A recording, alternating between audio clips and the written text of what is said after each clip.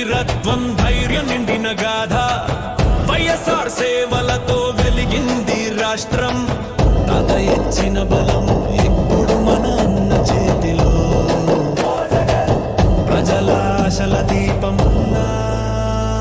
వస్తే వెలుగుతుంది